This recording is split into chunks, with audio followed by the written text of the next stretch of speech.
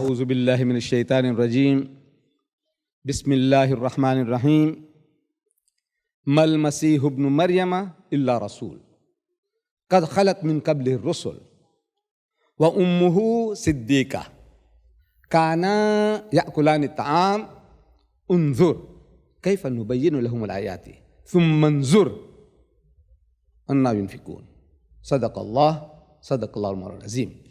ክቡር ሰብሳቢ፣ ክብርት እመቤት እና የተከበራችሁ ወንድሞቼና እህቶቼ ከቅዱስ ቁርአን ምዕራፍ 5 ሱረቱል ማኢዳ አንቀጽ 75 ላይ ያለውን አንቀጽ አነብላችኋለሁ። ይህን የማደርገው ፓስተር ስታንሊ ትናንት ምሽት ለተናገራቸው የተሳሳቱ ንግግሮች ምላሽ ለመስጠት ነው። ትናንት በነበረው ስሜታዊ ውስጥ ሆኖ አንዳንድ ክሶችን ሰንዝሮ ነበር። እዚያ ከነበራችሁ ተረብሾም እንደነበረ አስታውላችኋል። እጁ ላይ የተሳሳተ መረጃ ይዞ ስለነበር ቢንቀጠቀጥም አልፈርድበትም።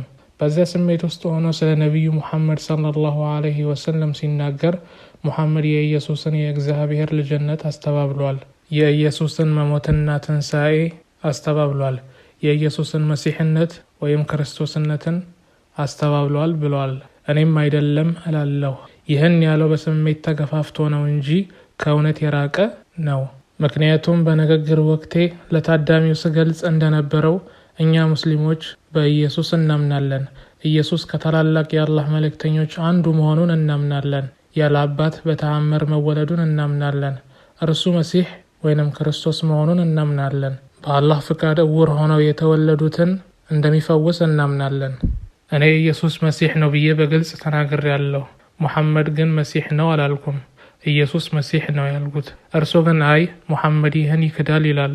ስለዚህ ወንድሜ የንግግር ተራው ሲደርስ ይህን ንግግሩን እንዲያስተካከልና ይቅርታ እንዲጠይቅ እፈልጋለሁ። ካነበብኩላችሁ አንቀጽ ላይ ቃሉ እንዲህ ይላል፣ የመርየም ልጅ መሲሕ ከበፊት መልእክተኞች በእርግጥ ያለፉ የሆኑ መልእክተኛ እንጂ ሌላ አይደለም። እናቱም እጅግ በጣም እውነተኛ ናት። ሁለቱም ምግብን የሚበሉ ነበሩ። ለምንድን ነው ሁሉን ቻይ የሆነው አምላክ እናቲቱ እና ልጁ ሁለቱም ምግብ ይበሉ እንደነበር ትኩረት እንድንሰጥ የፈለገው? ምክንያቱም ሊነግረን የፈለገው ምግብ የሚበላ ማንኛውም አካል አምላክ ሊሆን አይችልም፣ ሊመለክም አይገባውም የሚለውን ነው። በሮም ካቶሊክ ቤተ ክርስቲያን ማርያምን የአምላክ እናት ብለው ያመልኳታል። ክርስቲያኖች በአጠቃላይ ኢየሱስ አምላክ ነው ይላሉ፣ ያመልኩታል። ሁሉን ቻይ የሆነው አምላክ ግን ሁለቱም ምግብን ይበሉ ነበር ይላል። በሌላ አነጋገር ምግብ ከበላህ የተፈጥሮ ግዴታ ወይም ወደ ሽንት ቤት መሄድ ይኖርብሃል። ሽንት ቤት ካላገኘህ ደግሞ ቁጥቋጥ ወይም ድንጋይ ትፈልጋለህ። ይህ ደግሞ የአምላክ ባህሪ አይደለም። አምላክ ወደ ሽንት ቤት አይሄድም። ለመጸዳዳት ቁጥቋጥና ድንጋያማ ቦታ አይፈልግም። እንዲህ አያደርግም። ስሚ፣ አንቀጹ ይቀጥላል። እነሆ ምልክቶቻችን ለእነርሱ እንዴት እንደምናብራራ ተመልከቱ፣ ከዚያም ከእውነት እንዴት እንደሚመለሱ ተመልከቱ ይላል። እውነታውን ምን ያህል ግልጽና ቀላል አድርገን እያቀረብንላችሁ እንደሆነ ተመልከቱ። በምዕራፍ 5 አንቀጽ 75 መሰረት ኢየሱስ መሲሕ ነው፣ ከአላህ ታላላቅ መልእክተኞች አንዱ ነው፣ ነገር ግን አምላክ አይደለም። በመቀጠል በምዕራፍ 3 አንቀጽ 45 ላይ አላህ በቅዱስ ቁርአን እንዲህ ይላል፣ መላእክት ያሉትን አስታውስ፣ መርየም ሆይ አላህ ከእርሱ በሆነው ቃል ስሙ አልመሲሕ ዒሳ የመርየም ልጅ በዚህ ዓለምና በመጨረሻውም ዓለም የተከበረ ከባለሟሎችም በሆነ ልጅ ያበስርሻል። እዚህ ጋርም ኢየሱስ መሲሕ መሆኑንና ወደ አላህ በጣም የቀረበ ባለሟል መሆኑን ይገልጻል። ክርስቲያኖች በአምላክ ቀኝ ተቀምጠዋል እንደሚሉት አይነት ማለት ነው። ነገር ግን እኛ ይህንን የምንተረጉመው በአካል ወይንም በቦታ ደረጃ አይደለም። ምክንያቱም አምላክ እንደ ሰው በክብር ወንበር ወይንም በዙፋን ላይ ተቀምጦ ኢየሱስ ደግሞ እንደ ዝንብ ወይንም እንደ ቁንጫ ከጎኑ የሚቀመጥበት ቁሳዊ ነገር አይደለም።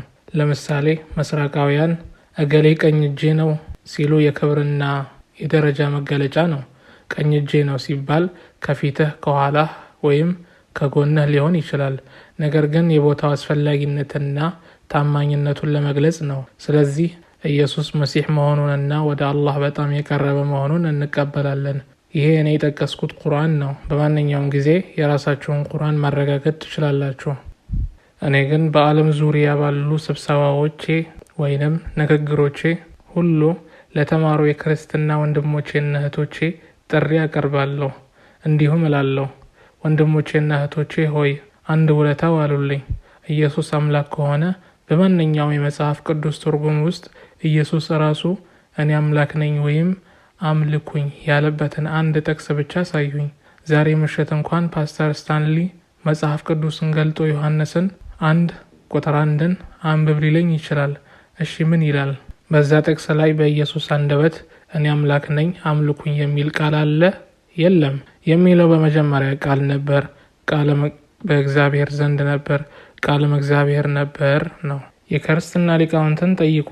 ዮሐንስ እነዚህን ቃላት ከየት አመጣቸው? ዮሐንስ ከመጻፉ በ10 ዓመታት በፊት ፊሎ የተባለ ግሪካዊ ፈላስፋ በፍልስፍናው በመጀመሪያ ቃል ነበር፣ ቃልም እግዚአብሔር ዘንድ ነበር የሚለውን ቀመር ጽፎት ነበር። ዮሐንስም ይህንኑ ወደ ወንጌል ወሰደው። የመለኮት ሳይንስ ዶክተሮችን እንዲህ ብዬ ጠይቃለሁ።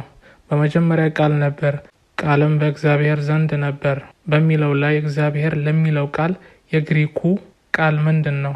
መጽሐፉ የተጻፈው በግሪክ ነውና የግሪክ ቋንቋን ማወቅ አለባችሁ። የግሪኩ ቃል ምንድን ነው? ኤሎሄም ነው አይደለም? ያማ ሂብሪው ነው። You are a Christian of the Greek scriptures. You know Greek. You ought to know Greek. The basis of your religion. The manuscripts were all in Greek. Matthew, Mark, Luke, John, and the 27 books of the New Testament were only available in Greek. In the Greek language, what is the word for God? Can you help me, sir? Elohim. No, sir. That's Hebrew.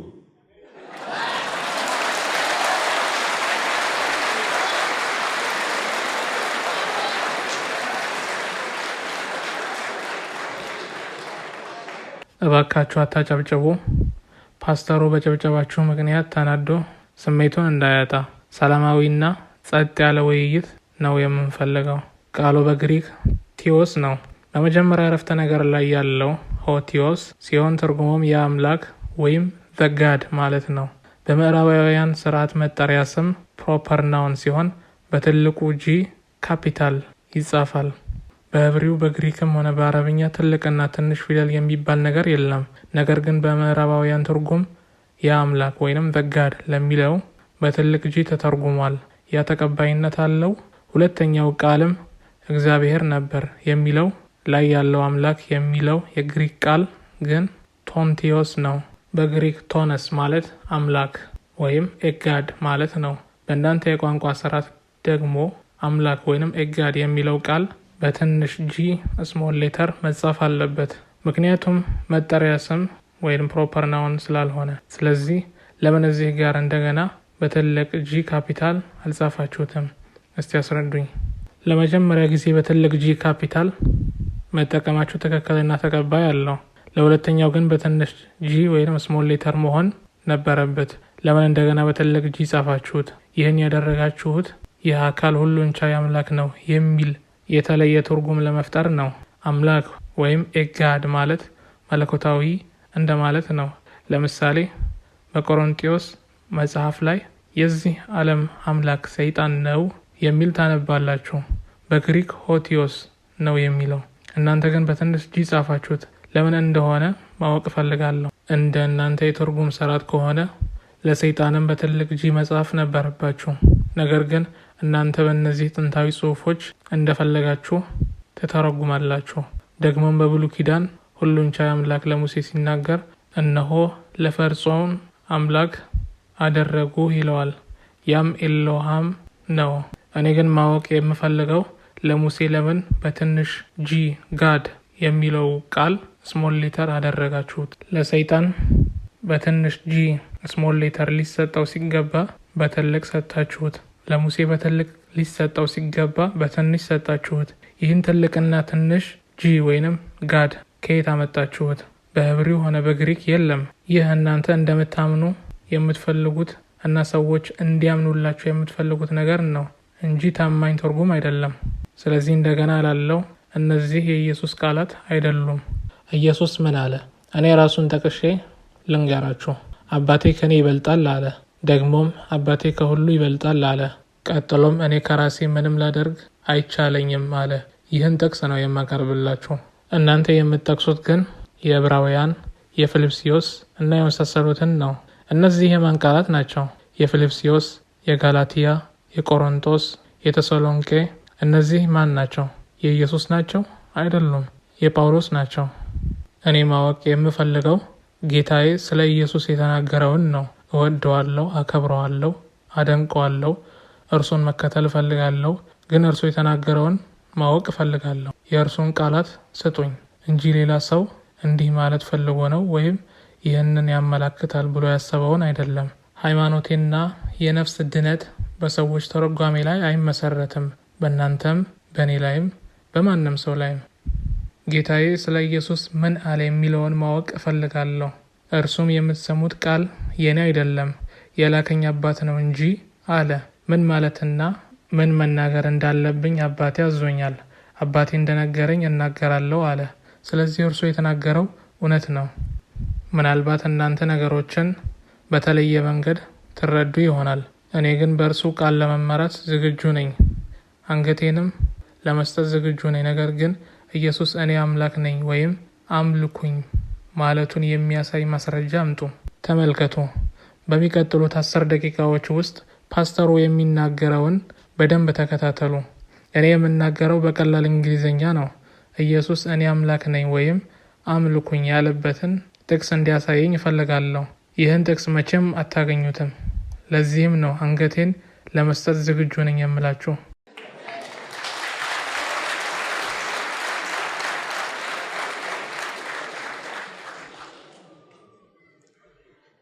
Leave out being God. Just forget being God for a moment. Let's hear Jesus, his humility. Matthew chapter 19, sir, verse 16 and 17. አምላክ መሆኑን ለጊዜው እንተወውና እስቲ ስለ ኢየሱስ ትህትና እንስማ። የማቴዎስ ወንጌል ምዕራፍ 19 ቁጥር 16 እና 17ን ተመልከቱ። እነሆም አንድ ሰው ወደ እርሱ ወደ ኢየሱስ ቀርቦ ቸር መምህር ሆይ የዘላለም ሕይወትን አገኝ ዘንድ ምን መልካም ነገር ላድርግ አለው። ኢየሱስም እንዲህ አለው፣ ስለምን መልካም ትለኛለህ? ከአንዱ እግዚአብሔር በቀር መልካም የለም።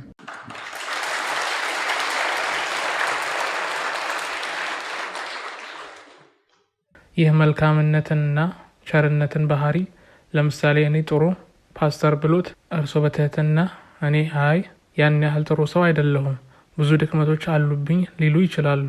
ወይም ደግሞ እኔን አቶ ዲዳት አንተ በጣም ጥሩ ሰው ነህ ብትሉኝ እኔም በትህትና አይ እባካችሁ ተውኝ፣ እኔ ብዙ ድክመቶች አሉብኝ እላለሁ።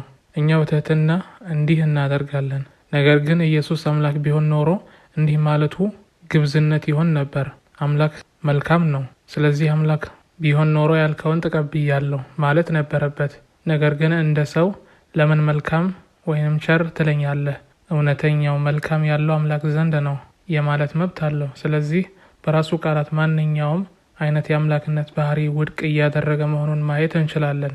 ፓስተሩ ከአብርሃም በፊት እኔ ነኝ ስለሚለው የኢየሱስ ንግግር ላነሳው ነጥብ ደግሞ እኔ ነኝ የሚለው አገላለጽ አምላክ በብሉይ ኪዳን የተጠቀመበት ነው ይላሉ።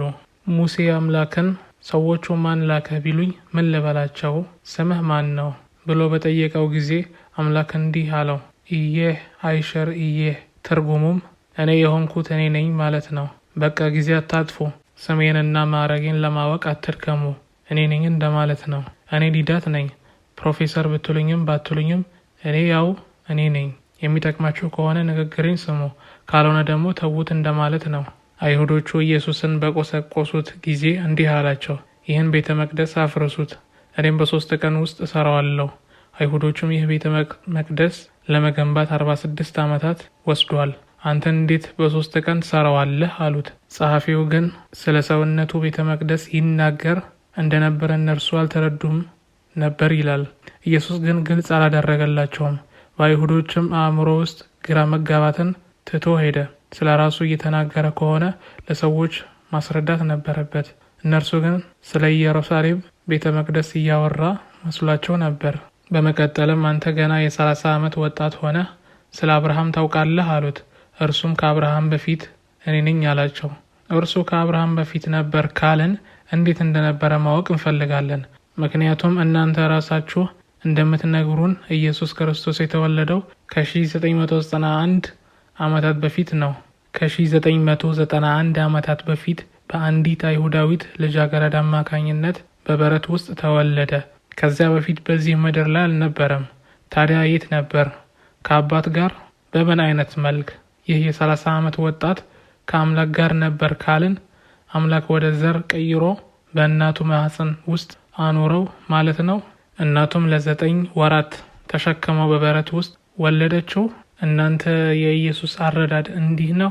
ከአምላክ ጋር ሲራመድ፣ ሲያወራ፣ አብሮ ሲመገብና ሲዝናና ቆይቶ ከዚያም አምላክ አሁን አንተ ልጄ ሆይ ወደ መርየም ማህፀን ግባና ለ9 ወራት ቆይ፣ እንደ ማንኛውም ሰው ተወለድና እናትህን ለ40 ቀናት አርከሳለው። ከአምላክ ጋር ነበር የሚለው ትርጉም ይህ ነው። እስቲ የኤርሚያስን መጽሐፍ አንብቡ። ሁሉን ቻይ አምላክ ለኤርሚያስ እንዲህ ብሎታል። በእናትህ ማህፀን ሳልሰራህ አውቀሃለሁ፣ ከማህፀንም ሳትወጣ ቀድሼሃለሁ፣ ለአሕዛብም ነቢይ አድርጌሃለሁ። ኤርሚያስ 1:5 ሰውየው ገና ወደ እናቱ ማህፀን ሳይገባ እንዴት ነቢይ ሊሆን ይችላል? ከአምላክ ጋር ነበር ማለት ነው። በማህፀን ሳትሰራ አውቀህ ነበር ይለዋል። ያኔ በምን መልክ ነበረ? ስለዚህ የእናንተ የመጽሐፍ ቅዱስ አረዳድ ጉድለት አለበት። መጽሐፍ ቅዱስ የምስራቃውያን ዘይቤያዊ አነጋገሮችንና ምሳሌዎች የሞሉበት የአይሁድ መጽሐፍ ነው። እናንተ ግን ይህን ልምድና ታሪክ ስለሌላችሁ ዘይቤያዊ የሆኑትን ነገሮች ቃል በቃል ትረዱና ውዝግብ ትፈጥራላችሁ። በመካከላችን ያለው ክርክር የመጣው የአይሁድን መጽሐፍ እንደ አይሁዳዊ ከማየት ይልቅ በግሪካውያን መነጽር ስለምታዩት ነው። ግሪካውያንና ሮማውያን የኢየሱስ መልእክት ለእናንተ አባቶች፣ ለስካንዲኔቪያን፣ ለፈረንሳዮች፣ ለእንግሊዞች ሲያስተላልፉ በአገላለጻቸው ቀርጸውታል። ነገር ግን የአይሁዱን መጽሐፍ እንደ አይሁዳዊ ካያችሁት ምንም ችግር የለም። አሁን ኢየሱስ ከአምላክ ጋር ነበር የምንለው። ኤርሚያስም ከአምላክ ጋር ነበር። ሙሐመድም ከአምላክ ጋር ነበር። ሂትለርም ከአምላክ ጋር ነበር። እያንዳንዱ ተራ ሰው ሁሉ ከአምላክ ጋር ነበር እንደማለት ነው። ሁላችንም በአምላክ ዘንድ ነበርን፣ ጥሩም መጥፎም። በአምላክ እውቀት ውስጥ ግን ሁላችንም ነበርን። ሂትለርም ነበር፣ ፓስተር ስታንሊም ነበር፣ አህመድ ዲዳትም ነበር። ሁላችንም እዚያ ነበርን። ፓስተሩ እኛ በእስልምና ኢንጂልን እንደምናከብር ገልጿል። እውነት ነው። ስለ ኢንጂል ስናወራ ግን ኢየሱስ ክርስቶስ ይዞት የመጣውን ያስተማረውን መልካም ዜና ማለታችን ነው። ያ ነው የኢየሱስ ኢንጂል። ዛሬ በእጃችሁ ላይ ያለው ግን የኢየሱስ ኢንጂል አይደለም። እኛ የምናምነው በኢየሱስ ወንጌል ወይም ኢንጂል ነው እንጂ በማቴዎስ ኢንጂል አይደለም። ማንኛውም የአረበኛ መጽሐፍ ቅዱስ ብታነቡ የማቴዎስ ኢንጂል፣ የማርቆስ፣ የሉቃስ፣ የዮሐንስ ነው የሚለው። የኢሳ ወይም የኢየሱስ ኢንጂል የላችሁም። ትናንት ቀይ ቀለም ያለበት መጽሐፍ ቅዱስ ጠቅሼ ነበር። በውስጡ ኢየሱስ ተናገራቸው የሚባሉ ቃላት በቀይ ቀለም የተጻፉበት ነው። ይህ በቀይ የተጻፈው ክፍል ግን የአዲስ ኪዳን 1/10 ብቻ ነው። ቀሪው 90% በጥቁር ቀለም የተጻፈ ነው። አንዳንድ የአዲስ ኪዳን መጽሐፍት ውስጥ አንድም ቀይ ነጠብጣብ የለም። ይህም ማለት የኢየሱስ ቃል ፈጽሞ አልነካቸውም ማለት ነው። ፓስተሩ ኢየሱስ አምላክ ነኝ ብሎ ተናግሯል አለ። ንግግሩ ሁሉ እየተቀረጸ ነው። ስለዚህ እባክህ አሳየኝ፣ ኢየሱስ እኔ አምላክ ነኝ ወይም አምልኩኝ ያለበትን ጥቅስ ካሳየኸኝ ዛሬ ምሽት ለመጠመቅ ዝግጁ ነኝ። ጊዜ አታባክን፣ አሳየኝ። በመጨረሻም አንድ ክስ አንስተሃል። የሌለው አምላክ ወይም The God That Never Was የሚል ርዕስ ያለው መጽሐፍ አሳይተሃል። ይህን መጽሐፍ አህመድ ዲዳት ነው የጻፈው አልክ። ይህ ውሸት ነው። እኔ ያንን መጽሐፍ አልጻፍኩትም። እኔ የምጽፈው መጽሐፍ ሁሉ በአህመድ የሚል ስሜን ይይዛል። ያ መጽሐፍ ግን ስሜ የለበትም፣ የኔም አይደለም። እኔ አልጻፍኩትም። I didn't write it.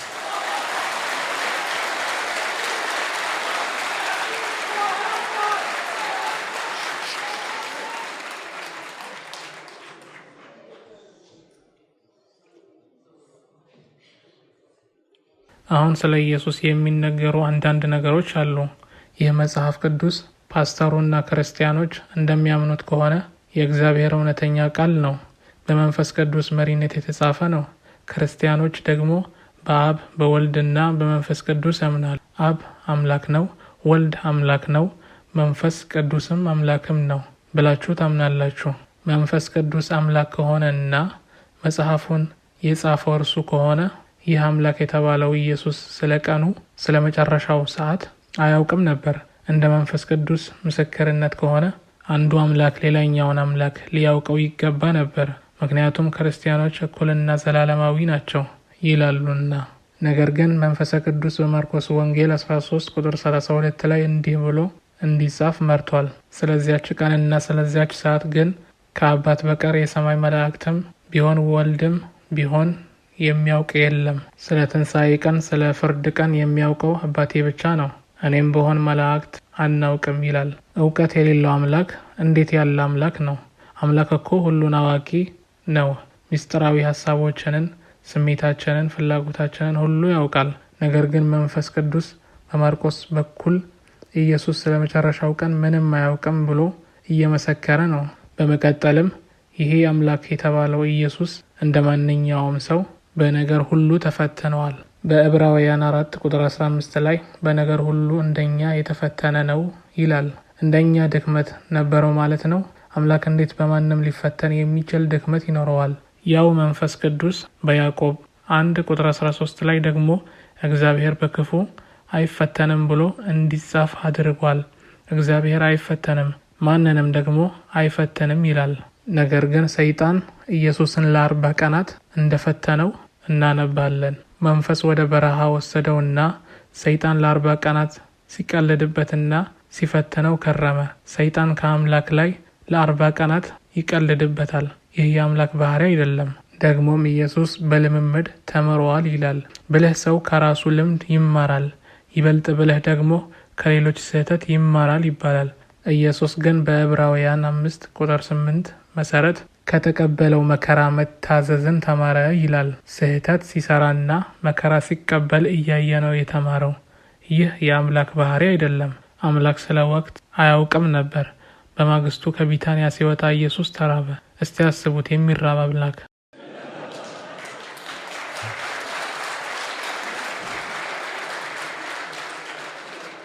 በአላህ እምላለሁ በኢየሱስ ላይ ያሾፍ አይደለም።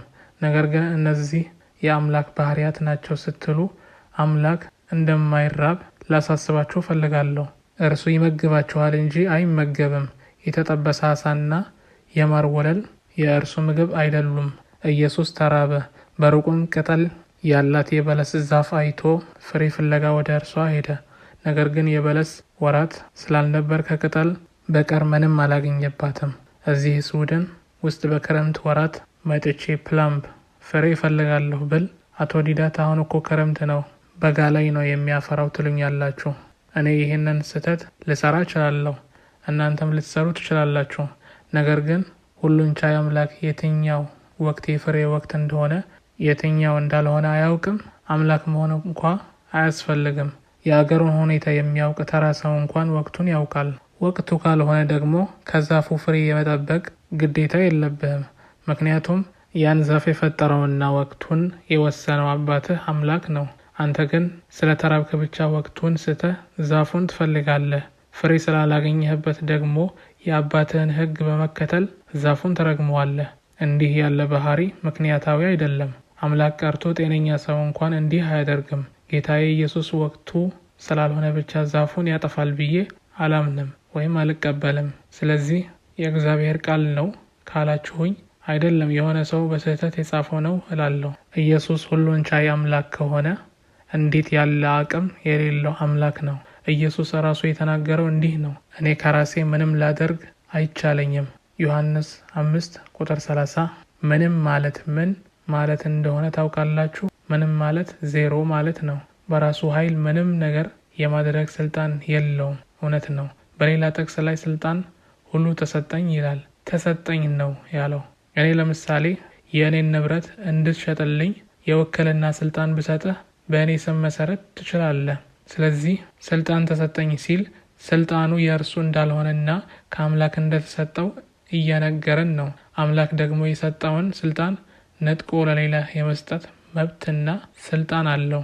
አሁን አንድ ነገር ልንገራችሁ። ይህን ካስታወሳችሁ የመጽሐፍ ቅዱስ ጥያቄና መልስ ውድድር ታሸንፋላችሁ። በመጽሐፍ ቅዱስ ውስጥ አጭሩ አረፍተ ነገር የትኛው ነው? 2 ቃላት ብቻ ናቸው። ኢየሱስ አለቀሰ። እስቲ ያስቡት። የሚያለቅስ አምላክ፣ እንደ ሕፃን የሚያለቅስ አምላክ። ይህ ጥቅስ የሚገኘው በዮሐንስ ወንጌል 11:35 ላይ ነው። አጋጣሚውን ምን ነበር? ጓደኛው አልዓዛር ሞቶ ነበር። የኢየሱስ ታላቅ ተአምር ውሃን ወደ ወይን መቀየር አይደለም። ፓስተሩ ሙሴ ከኢየሱስ ይበልጣል ብለሃል ብሎ በሐሰት ከሶኛል። ይሄ ውሸት ነው። እኔ እንዲህ ብዬ አላውቅም። ሁላችንም እንደምንስማማው የኢየሱስ ታላቁ ተአምር ለሙታን ሕይወት መስጠት ነው። ሕይወትን መስጠት እና ማንሳት ደግሞ የአምላክ ብቻ ድርሻ ነው። ክርስቲያኖች ኢየሱስ ለሙታን ሕይወት ሰጠ ይላሉ። እኔ ግን እጠይቃለሁ፣ እርሱ ሰጠው አለ? አይደለም። ይህ የእናንተ አረዳድ ነው። ዮሐንስ ምዕራፍ 11 አንብቡት። አልዓዛር ሲሞት ኢየሱስ ወደ መንደሩ ይሄዳል። ማርታና ማርያም አግኝተውት ጌታ ሆይ አንተ እዚህ ቢሆን ኖሮ ወንድማችን ባልሞተ ነበር አሉት። ኢየሱስም እምነት ካላችሁ የእግዚአብሔርን ክብር ታያላችሁ አላቸው። የት አኖራችሁት ብሎ ጠየቀ። ወደ መቃብሩም ሲሄዱ ኢየሱስ በውስጡ ይቃተት ነበር ወይም ያዝን ነበር። መጽሐፍ ቅዱስ በመንፈሱ አዘነ ይላል። ይህ ማለት ምን መሰላችሁ? እኛ በጣም ስናዝንና ለሰዎች በማይሰማ ድምፅ ስናወራ ያዝናል ይባላል። በዛ ሰዓት ግን እርሱ ልቡን ለአምላክ እየሰጠ ነበር። ጌታዬ ሆይ፣ አባቴ ሆይ፣ ጓደኛው አልዓዛር ሞቷል፣ እባክህ ሕይወቱን መልስለት እያለ ይጸልይ ነበር። ሰዎች ግን የሚለውን መስማት ስላልቻሉ አዘነ አሉት። እርሱ ግን እየጸለየ ነበር። መቃብሩ ጋር ሲደርስም እንዲህ አለ፣ አባት ሆይ ስለሰማኸኝ አመሰግንሃለሁ። ሁልጊዜም እንደምትሰማኝ አውቃለሁ። እኔ አጋንንትን የማወጣው በእግዚአብሔር ጣት ነው፣ ተአምራትን የማደርገው በእግዚአብሔር መንፈስ ነው ይላል። ሁሉም ነገር በአምላክ በኩል የሚደረግ ነው። ሁልጊዜ እንደምትሰማኝ አውቃለሁ። ነገር ግን እዛ የቆሙት ሰዎች አንተ እንደላከኝ ያምኑ ዘንድ ይህን ተናገርኩ አለ። ይህን ማለቱ ደግሞ እነዚህ ሰዎች እኔ አምላክ ነኝ ብለው እንዳያስቡና አምላክ እንደላከው እንዲያውቁ ለማድረግ ነው። ከዚያም አልዓዛር ሆይ ና ውጣ አለው። አልዓዛርም ከ3 ቀን በኋላ ከመቃብር ወጣ። ሃሌሉያ! ይህም ማለት ምስጋና ለአላህ ይሁን ማለት ነው። ታዲያ ኢየሱስ እኔ ለዘላለም ሕይወት ሰጠሁት አለ? የለም። አምላክ በእርሱ በኩል እየሰራ መሆኑን ነው የገለጸው። ታላቁ ደቀ መዝሙር ጴጥሮስ እንኳን በሐዋርያት ሥራ መጽሐፍ ላይ እንዲህ ብሏል፣ የእስራኤል ሰዎች ሆይ ይህን ቃል ስሙ።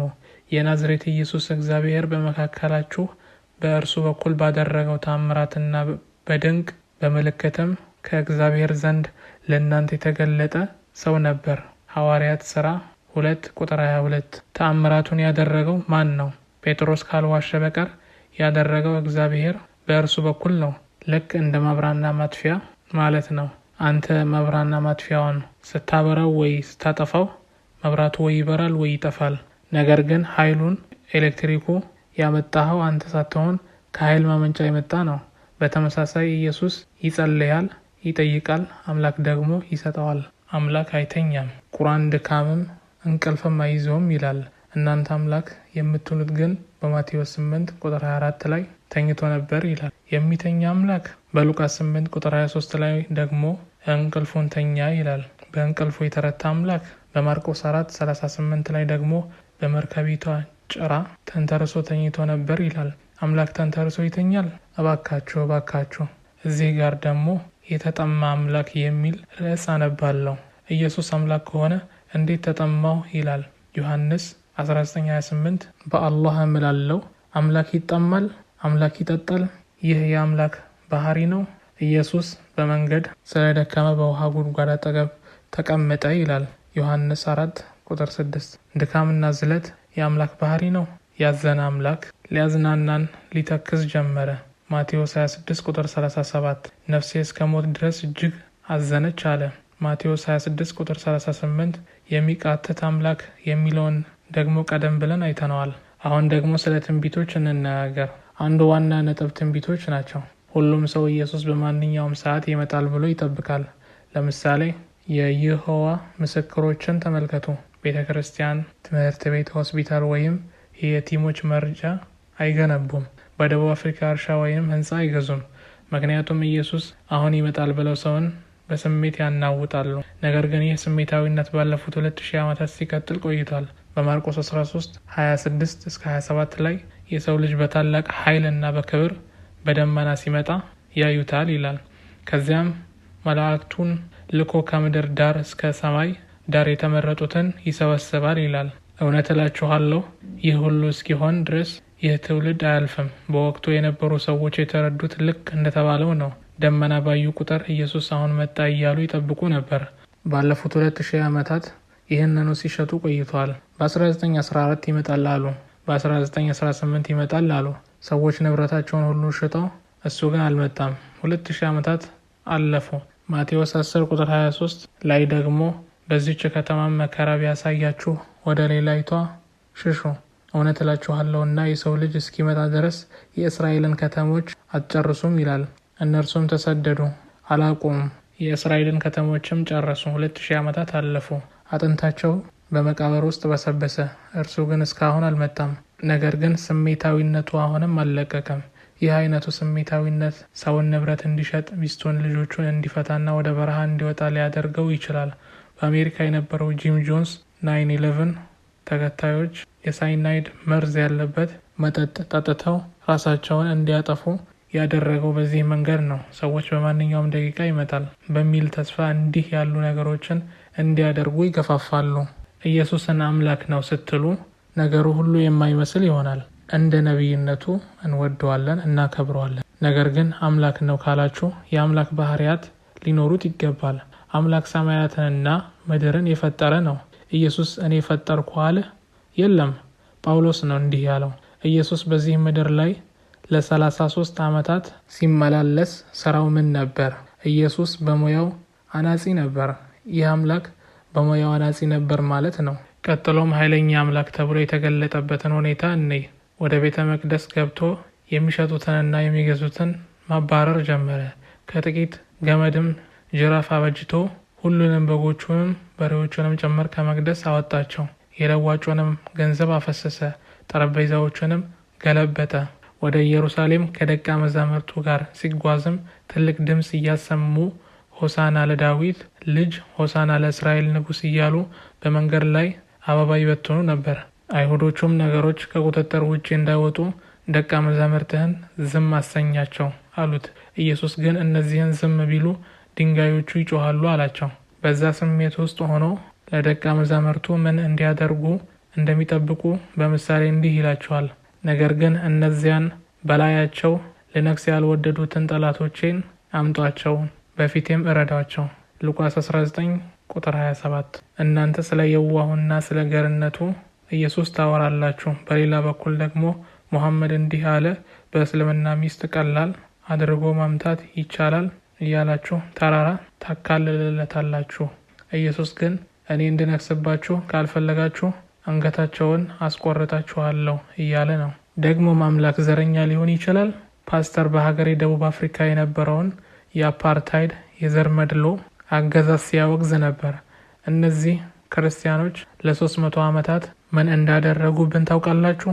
አዘውትረው ቤተ ክርስቲያን የሚሄዱ ክርስቲያኖችን የኖህ ልጆች ሴም፣ ካም፣ ያፌት ታሪክ ላይ በመመስረት ነጭ ህዝቦች የሴም ልጆች ናቸው፣ እኛ ጥቁሮች ደግሞ የካም ልጆች ነን፣ ኖህም ጥቁር ዘርን ሁሉ ረግሟል፣ ስለዚህ በእናንተ ላይ የመሰልጠንና የመግዛት መብት አለን ብለው ያምኑ ነበር። ስለ ስካንዲኔቪያን፣ ኖርዌይና ስዊድን ስለኛ ድምፅ ስለሆናችሁ እናመሰግናለን። አሁን ለወጣቶች እየመጡ ነው። ነገር ግን ኢየሱስ አምላክ ከሆነ ይህ አምላክ አይሁዳዊ ጎሳ ነው። በራእይ 5 ቁጥር 5 ላይ ከይሁዳ ነገድ የሆነው አንበሳ ይለዋል። በማቴዎስ 15 ቁጥር 24 ላይ ደግሞ ይህ አምላክ ለመጡት አይሁዳ ብቻ እንደሆነ ሲናገር ከእስራኤል ቤት ለጠፉት በጎች በቀር አልተላኩም ይላል። እናንተ ስዊድኖች፣ እንግሊዞች፣ ፈረንሳዮች የእስራኤል ቤት የጠፉ በጎች ናችሁ።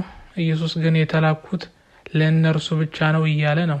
የዚህ አምላክ ማዕረጎችስ ምን ይላሉ? የአይሁድ ነገስ ማቴዎስ 2:2፣ የእስራኤል ንጉሥ ዮሐንስ 1 ቁጥር 49፣ በሉቃስ 1 ቁጥር 33 ላይ በያዕቆብ ቤትም ላይ ለዘላለም ይነግሳል፣ ለመንግስቱም መጨረሻ የለውም ተብሎ ተስፋ ተሰጥቶ ነበር። ነገር ግን በእርሱ ፋንታ በዳዊት ዙፋን ላይ ተቀምጦ ሲፈርድበት የነበረው ጴንጤናዊ ጲላጦስ ነበር። ለዘላለም ይነግሳል ተብሎ ነበር። ለዘላለም ማለት ደግሞ ለአንድ ቀን ወይም ለዓመታት ማለት አይደለም። ይህ ደግሞ እስካሁን አልሆነም። ጠላቶቹ አሁንም ኢየሩሳሌም ውስጥ ተቀምጠዋል። ተአምራት ሰሪነትን በተመለከተ ክርስቲያኖች በኢየሱስ ስም አጋንንትን እናወጣለን፣ በሽተኞችን እንፈውሳለን እያሉ ይፎክራሉ። ማንም ሚስዮን ብትጠይቁ በጌታ በኢየሱስ ስም ነው ያደረግነው ይላሉ። ኢየሱስ ግን ስለ እናንተ ምን እንደሚል ስሙ። በማቴዎስ ምዕራፍ 7 22-23 ላይ እንዲህ ይላል፣ በዚያ ቀን ብዙ ሰዎች ጌታ ሆይ ጌታ ሆይ በስምህ ትንቢት አልተነገረንም፣ በስምህ አጋንንት አላወጣንም፣ በስምህስ ብዙ ተአምራትን አላደረግንም ይሉኛል። የዛን ጊዜ ከቶ አላውቃችሁም እናንተ አመፀኞች ከኔ ራቁ ብዬ መሰከርባችኋለሁ። እነዚያ ዕውራንና ለምጾችን እንፈውሳለን ሙታንንም እናስነሳለን እያሉ የሚፎክሩ ሰበካ አድራጊዎች አሉ። በመንፈሳዊም ቢሆን ይህ ሁሉ የምናደርገው በጌታ በኢየሱስ ስም ነው ይላሉ። ታዲያ ጌታ ኢየሱስ ለእነርሱ ምን ይላቸዋል? እንዲህ ይላቸዋል፣ ከቶ አላውቃችሁም እናንተ አመፀኞች ከኔ ራቁ በማቴዎስ 7:23 ላይ። የሚገርም እኮ ነው። ህይወታችሁን፣ ቤተሰቦቻችሁንና ሁሉንም ነገር መስዋዕት አድርጋችሁ ወደ ፓኪስታን፣ ኢንዶኔዥያ፣ አፍሪካ በዚያ ሁሉ አቧራ፣ ዝንብና በሽታ መካከል ሄዳችሁ ይህን ሁሉ አድርጋችሁ ኢየሱስ ግን ሂዱ ከኔ ራቁ አላውቃችሁም ይላችኋል። ይህን እንድታስረዱኝ እፈልጋለሁ። ክርስቲያኖች ስለሚፎክሩባቸው ተአምራት ኢየሱስ እንዲህ ይላል፣ ይቅርታ አድርጉልኝና ማቴዎስ 7:15 ተመልከቱ። መንፈስ ቅዱሱ መርቶታል ተብሎ የሚታመነው ማቴዎስ እንዲህ ይላል፣ በግ ወልባብ ለብሰው ከሚመጡባቸው በውስጣቸው ግን ነጣቂ ተኩላዎች ከሆኑ ከሐሰተኞች ነቢያት ተጠንቀቁ። በማርቆስ 13:22 ላይ ደግሞ ሐሰተኞች ክርስቶሶችና ሐሰተኞች ነቢያት ይነሳሉና ቢቻላቸውስ የተመረጡትን እንኳ እስኪያሰቱ ድረስ ምልክትና ድንቅ ያሳያሉ ይላል። ስለዚህ ተአምር ማድረግ ብቻውን ጥሩ ሰው ወይም እውነተኛ አማኝ ለመሆን መለኪያ አይደለም። ምክንያቱም ሐሰተኞች ነቢያትና ሐሰተኛ ክርስቶሶች እንኳ ተአምር ሊያደርጉ እንደሚችሉ እንዲያውም የኢየሱስን ደቀ መዛሙርት እንኳ እስከ ማሳት ሊደርሱ እንደሚችሉ ተነግሮናል። አዎ፣ ትናንት ምሽት ስለነበረው የመርዝ ታሪክ አንድ ወጣት ፓስተሩን በመነካካት መርዝ ጠጥተህ አሳይ ብሎ ጠይቆት ነበር። ያ ወጣት የጠየቀው ጥያቄ ትክክለኛ ጥያቄ ነበር። የጥያቄው መሰረትም እምነት ነው። እምነት ካላችሁ ማስረጃ አሳዩ ነው ያለው። በማርቆስ ወንጌል ምዕራፍ 16 የመጨረሻ ጥቅሶቹ ላይ የምታደርጉት ነገር ተጽፏል። ነገር ግን በዚህ መጽሐፍ ቅዱስ ውስጥ እነዚያ ጥቅሶች የሉም። ፓስተር ሆይ ከቁጥር 9 እስከ 20 ያሉት የማርቆስ ጥቅሶች በዚህ መጽሐፍ ቅዱስ ውስጥ የሉም። እዚህ ያለው ወጣት እንግሊዝኛ ማንበብ ትችላለህ? አትችልም። ፓስተር ሊረዱኝ ይችላሉ? ይህን መጽሐፍ ቅዱስ ያዘጋጁት 32 ከፍተኛ ምሁራን በ50 የክርስትና ዘርፎች ድጋፍ የታጀቡ ናቸው።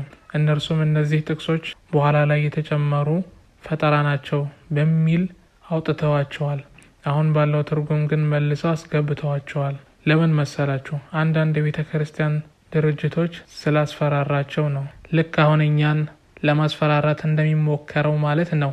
አንድ ሰው ለፓስተሩ ስልክ ደውሎ ሊሆን ይችላል። ለኔም የዛቻ ቴሌግራም ተልኮልኛል። ምናልባትም እብድ የሆነ ሙስሊሞች ወይም ክርስቲያኖች ሊሆኑ ይችላሉ። በእያንዳንዱ ማህበረሰብ ውስጥ እንዲህ ያሉ እብዶች ሉናቲክ ፍሬንጅስ ይባላሉ። እኔ በደቡብ አፍሪካ እያለሁ ከአይሁድ፣ ከክርስቲያን፣ ከሂንዱና ከሙስሊሞችም ጭምር የሞት ዛቻ ይደርሰኛል። ምን ላድርግ? ይህ የስራችን ጠንቅ ነው። በዓለም ትልቋ ዲሞክራሲ በምትባለው አሜሪካ እንኳን 75% ያህል ፕሬዝደንቶቻቸው የመገደል ሙከራ ተደርጎባቸዋል። ይህ የስራው ጠባይ ነው። ስለዚህ እንዲህ ያለ ነገር ስላጋጠመ ከእንግዲህ አልሰብክም ብለህ ፎጣ መጣል የለብህም። በስቶክሆልም በሚገኝ በዚያ ትልቅ አዳራሽ 12000 ሰዎች ባሉበት ደግመን መገናኘትና ስለ ክርስቶስ ስቅለት ወይም ስለ ሌላ ማንኛውም ነገር መወያየት አለብን። እውቀታችንን ለሰዎች ማካፈል አለብን። ያ ጥቅስ እንዲህ ይላል፣ ያመኑትንም እነዚህ ምልክቶች ይከተላቸዋል፣ በስሜ አጋንንትን ያወጣሉ። ፓስተሩ ግን ያንን ጥያቄ የጠየቀው ወጣት አንተ ሰይጣን ነህ አለው። ያ ምስኪን ወጣት በድንጋጤ ሲንቀጠቀጥ ነበር።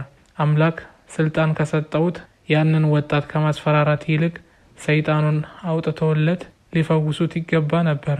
አንደኛው ምልክት አጋንንትን ማውጣት ነው። ሁለተኛው ደግሞ በአዲስ ቋንቋ መናገር ነው። ፕሮፌሰሩ በኡርዱ ቋንቋ በሚገባ ይናገራል። በዙሉ ቋንቋስ ይችላሉ?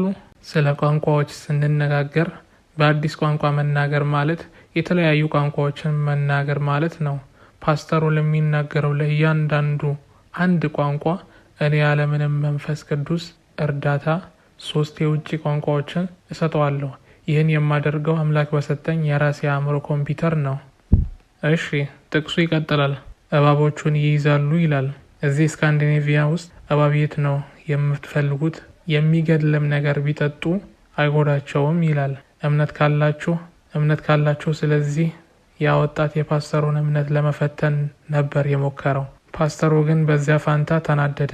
ቁጣ ሲመጣ ደግሞ እምነት አብሮ ይሸሻል። በእነዚህ ቃላት ንግግሬን እቋጫለሁ። ፓስተር ሆይ ወደዚህ የአምላክ ቤት መጥቼ ሀሳቤን ከሁላችሁም ጋር እንዳካፍል ይህን እድል ስለፈጠሩልኝ በጣም አመሰግናለሁ። I'm very, very grateful for this opportunity, Pastor, for you creating this opportunity that I can come into this house of God and share my thoughts with you all. Wa akhiru da'wana alhamdulillahi rabbil alamin.